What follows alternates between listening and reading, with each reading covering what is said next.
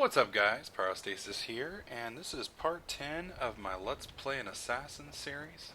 We are finishing up, I think, the Thieves Guild questline. We are currently heading out here to meet Carlia at the Standing Stone. Sorry, I had to clear my throat. And the quest that we are on is Trinity Restored, right here. Now, I did have somebody ask me what difficulty setting I play the game on. I do play on Adept. That is the default gameplay setting. I know some people like to play it on Master. Some people apparently like to play it on lesser difficulty settings. I find the game quite challenging on the base default setting, so I don't usually mess with it. Thought I heard a dragon. I most definitely did hear a dragon.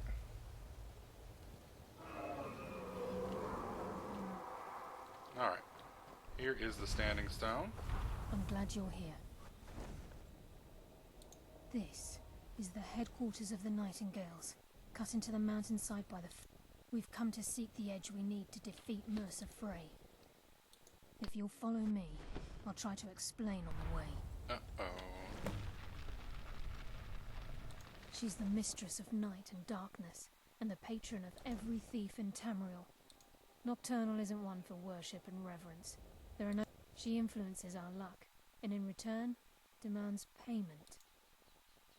You're closer to understanding than you. The only difference is she doesn't demand payment in the traditional sense, whether you know it or not. Nocturnal dictates how well we perform as rogues. Again, you have to think differently. Haven't you ever noticed, like a novice picking an impossible lock, or a blind man suddenly turning to face you as you reach for his pocket? It's through these subtle means that Nocturnal influences.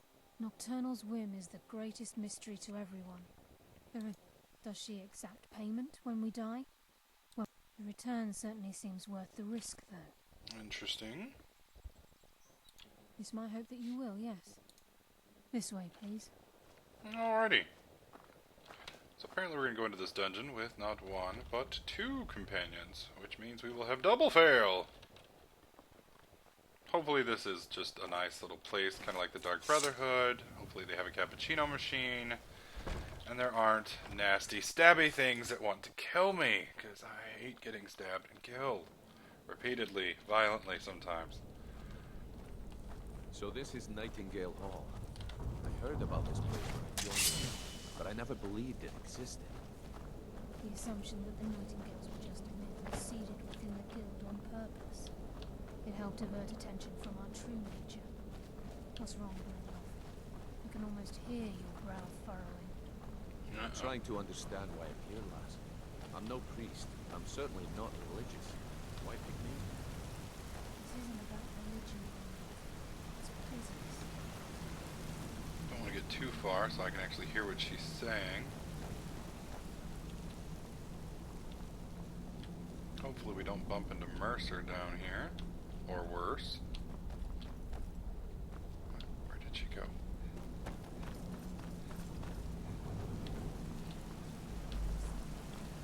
What the hell? We can begin now. Okay, now I'm supposed to proceed to the Nightingale Armory to get my armor. Which sounds kind of hot, actually. Nightingale hood, gloves, armor, and boots. Well, let's see if this shit's any good. Apparel. Nightingale armor. Increases your stamina by 30 points, increases frostbite. I like that. That's alright. Locking his strength senior, one hand. Ooh, like that a lot. Not so much. Alright. Time's wasting, and Mercer's still out there. Let's get this show on the road. Sounds good to me. Get shit on, bitch.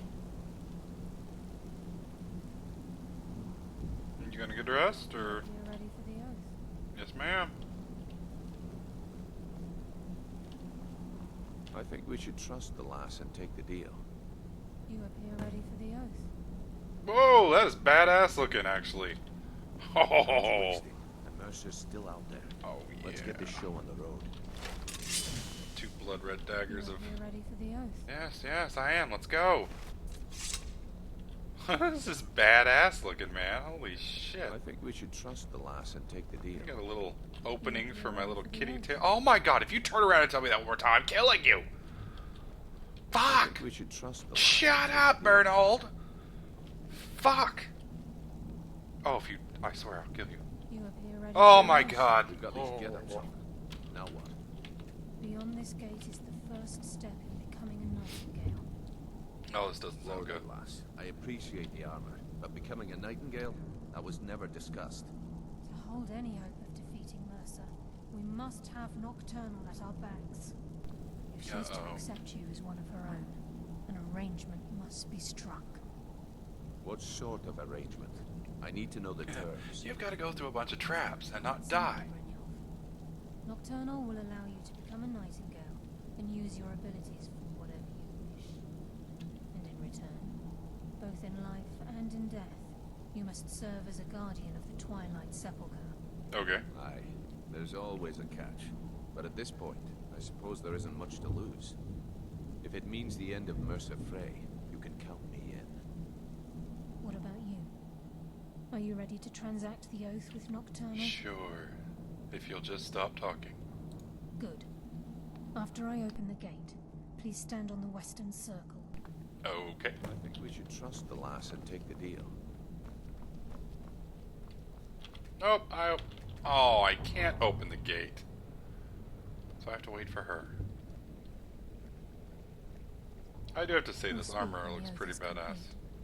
Oh, I don't want to talk to you. Make your head spin, eh? Oh, God. That's one of the things I absolutely hate about Morrowind, is every time you get within like 3 feet, the NPC feels required to talk to you. It's like, no, just do whatever you're doing. You don't have to talk to me, I promise. This kind of looks like a Hydra. Sort of. I call upon you, Lady Nocturnal, Queen of Murk, and Empress of Shadow. Hear my voice. Ah, Carlia. I was wondering when I'd hear from you again. Lose something, did we? Uh-oh. My lady, I've come before you to throw myself upon your mercy and to accept responsibility for my failure. You're already mine, Carlia. Your terms were struck long ago. Uh-oh. What could you possibly offer me now? I have 2 others that wish to transact the oath, to serve you both in life and in death. You surprise me, Carlia. This offer is definitely weighted in my favor. I don't like the sound of this. My appetite for Mercer's demise exceeds my craving for wealth, Your Grace. Revenge. How interesting. Very well. The conditions are acceptable. You may proceed. Lady Okay. Nocturnal, we accept your terms. We dedicate ourselves to you as both your avengers and your sentinels. We will honor our agreement in this life and the next until your conditions have been met. Very well. I name your initiates Nightingale, and I restore your status to the same, Carlisle. And in the future, I'd suggest you refrain from disappointing me again. Yes, floating eyeball. Is that Sauron? Alright. Let's see whatever the hell that did. Hopefully something cool. I mean, I'm Now that already a we've talking cat. transacted Can't the get too oath, much cooler. It's time to reveal the final piece of the puzzle to you. He's done more. Mercer was able to unlock the guild's vault without 2 keys because of what he stole from the Twilight Sepulchre. Ooh! The skeleton key. I want By one. doing this, he's compromised our ties to Nocturnal, and in essence, caused our luck to run dry. Well, yes, but the key isn't only restricted to physical barriers. All of us possess untapped abilities, the potential to wield great... Once you realize the key can access these traits, potential becomes limitless. I'm afraid that's impossible. If the key isn't returned to its lock in the Twilight Sepulchre, things will never be the same for the Guild. I don't really care. As time passed, our luck would diminish to the point of non-existence, and whether you know it or not, Our uncanny luck defines our trade. Very true. In our line of work, it's quite rare we set out to return a stolen item to its rightful owner. Before we depart, Brynjolf has some business to discuss. Okay. I suggest you listen to him. Listen, lad. There's one last piece of business we need to settle before we go after... Carlia and I had a long... Thanks to your efforts, Mercer's treachery has been exposed. As a result, we both feel that you have the potential of replacing Mercer. I've been at this game a long time, my friend. I'm good at what I do. Maybe I've never been one to lead. Never desired it, never cared for it. Don't want it. Well, we have a bit of an errand to run before your coronation, so don't get sentimental. Then it's decided. When this is... Until then, we have quite the task ahead.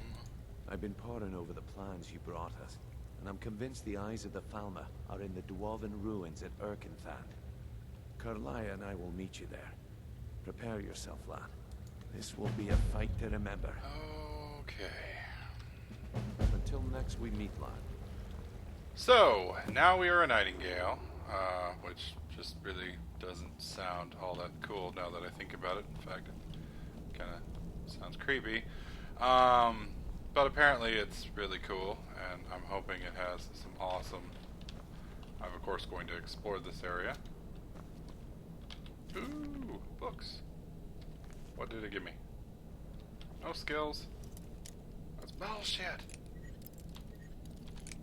Anyways, I got some new armor, which is pretty decent. I think it looks better than the stats really are, but I do like some of them.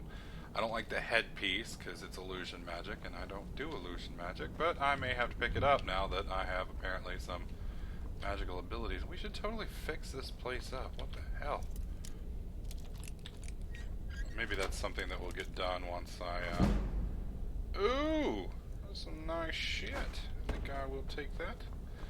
Anyways, I'm going to go ahead and get us moved over to the Dwarven Ruins, and we will move on from there. I am going to go sell some shit so that I'm not completely overloaded when I get there, and we'll pick up that video there. Hope you guys are liking the series. If you are, please click that like button, subscribe so you don't miss out on any of my other videos, tips, tricks, and guides, and I'll catch you guys in part 11.